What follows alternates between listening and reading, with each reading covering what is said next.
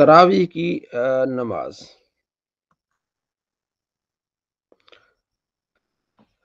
تراویح وہ 20 رکعت سنت موقدہ نماز ہے جو رمضان شریف میں پڑھی جاتی ہیں، عشاء کے فرض کے بعد ہر رات میں۔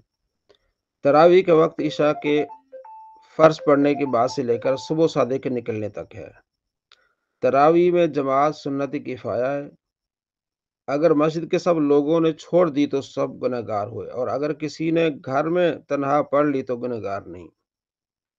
مستحب یہ کہ تہائی رات تک تاخیر کریں، اور اگر آدھی رات کے بعد پڑھیں تو بھی قرات نہیں۔ تراویح جس طرح مردوں کے لیے سنت موقدہ ہے، اسی طرح عورتوں کے لیے بھی سنت موقدہ ہے، اس کا چھوڑنا جائز نہیں ہے۔ تراویح کی 20 رکعتیں 2 رکعت کر کے 10 سلام ہے۔ اس میں ہر 4 رکعت پڑھ لینے کے بعد اتنی دیر تک آرام لینے کے لیے بیٹھنا مستحب ہے جتنی دیر میں 4 رکعتیں پڑھیے۔ اس آرام کرنے کے لیے بیٹھنے کو ترویہ کہتے ہیں۔ تراویح کے ختم پر 5واں ترویہ بھی مستحب ہے۔ اگر لوگوں پر 5واں ترویہ گراں ہو تو نہ کیا جائے، یعنی ہر 4 کے بعد تھوڑی دیر کے لیے بیٹھنا۔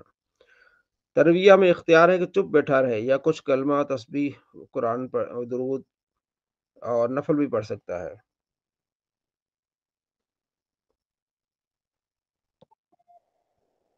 جس نے عشاء کی فرض نہیں پڑھے وہ نہ تراویح پڑھ سکتا ہے نہ وتر، جب تک فرض نہ پڑھے۔ جس نے عشاء کی فرض تنہا پڑھے اور تراویح جماعت میں، وتر تنہا پڑھے، لیکن یہاں اس میں اختلاف ہے کہ وہ جماعت کے ساتھ بھی پڑھ سکتا ہے۔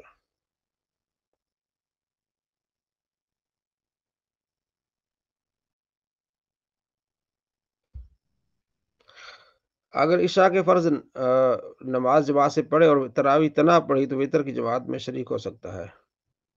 عشاء کے فرض نماز جماعت سے پڑھی اور تراویح اچھا، جس کی کچھ رکعتیں تراویح کی باقی رہ گئیں کہ امام وتر کے لیے کھڑا ہو گیا تو امام کے ساتھ وتر پڑھ لے، پھر باقی ادا کرے جبکہ فرض جماعت سے پڑھ چکا ہو، اور یہ افضل ہے۔ اور اگر تراویح پوری کر کے وتر تنہا پڑھے تبھی جائز ہے۔ لوگوں نے تراویح پڑھ لی، اب دوبارہ پڑھنا چاہتے ہیں تو تنہا تنہا پڑھ سکتے ہیں، جماعت کی اجازت نہیں۔ ایک امام 2 مسجدوں میں تراویح پڑھاتا ہے، اگر دونوں میں پوری پوری پڑھائے تو ناجائز ہے، اور اگر مقتدی نے دونوں مسجدوں میں پوری پڑھی تو حرج نہیں، مگر دوسری میں وتر پڑھنا جائز نہیں جبکہ پہلی میں پڑھ چکا ہو۔ تراویح مسجد میں جماعت سے پڑھنا افضل ہے۔ اگر گھر میں جماعت سے پڑھی تو جماعت چھوڑنے کا گناہ نہ ہوا، مگر وہ ثواب نہ ملے گا جو مسجد میں پڑھنے کا ہے۔ نابالغ کے پیچھے بالغوں کی تراویح نہ ہوگی۔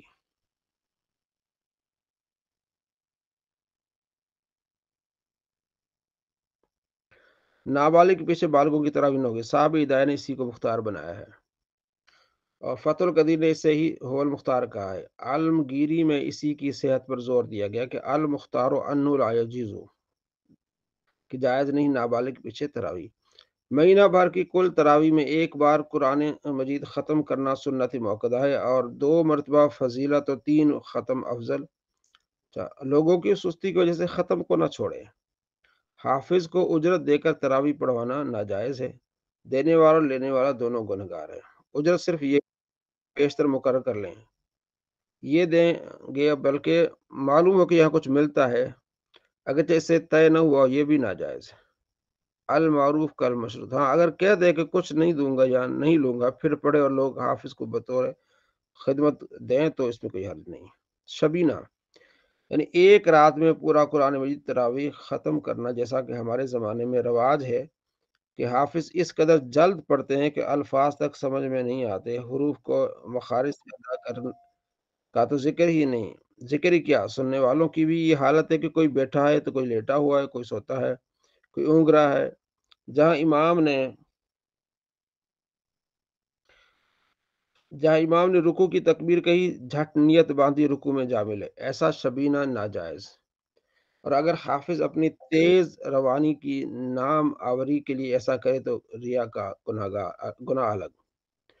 بیمار کی نماز، جو شخص بیماری کی وجہ سے کھڑا نہ ہو سکتا ہو وہ بیٹھ کر نماز پڑھے، بیٹھے بیٹھے رکوع کرے، یعنی آگے خوب جھک کر سبحان ربی العظیم کہے، اور پھر سیدھا ہو جائے اور پھر جیسے سجدہ کیا جاتا ہے ویسے ہی سجدہ کرے، اور اگر بیٹھ کر بھی نماز پڑھ سکتا ہے تو چت لیٹ کر پڑھے، اس طرح لیٹے کہ پاؤں قبلہ کی طرف ہوں اور گھٹنے کھڑے رہیں، اور سر کے نیچے تکیہ وغیرہ کی کچھ رکھ لے تاکہ سر اونچا ہو کے منہ قبلہ کے سامنے ہو، اور رکوع و سجدہ اشارے سے کرے، یعنی سر کو جتنا جھکا سکتا ہے اتنا تو سجدہ کے لیے جھکائے اور اس سے کچھ کم رکوع کے لیے جھکائے۔ اس طرح دائیں یا بائیں کروٹ پر بھی قبلہ کو منہ کر کے پڑھ سکتا ہے۔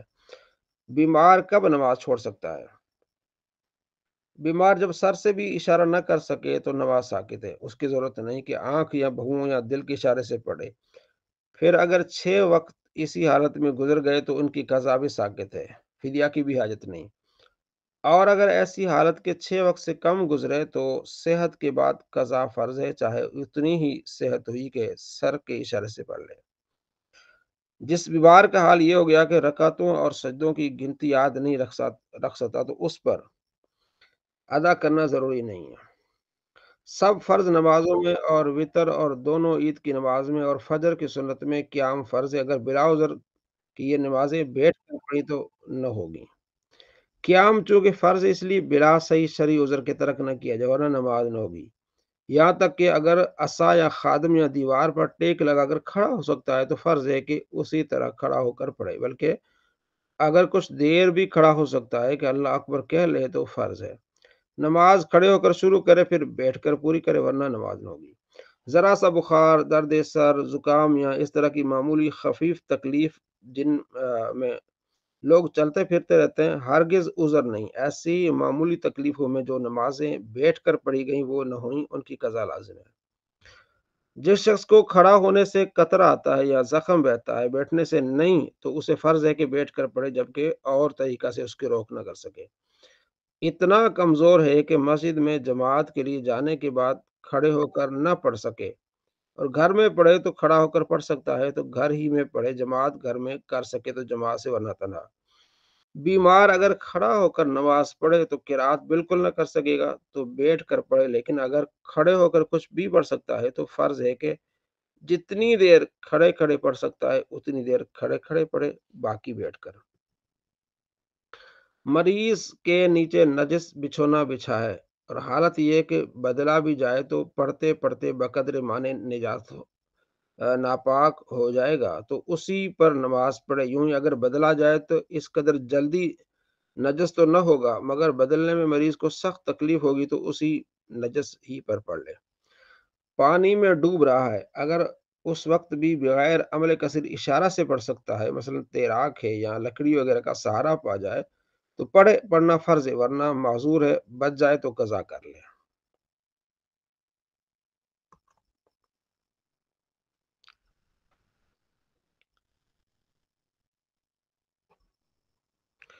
جی آواز آ رہی ہے آپ کو اچھی طرح سے؟ جی جی جی جی آواز آ رہی کر دو. جی استاد صاحب ٹھیک ہو گیا۔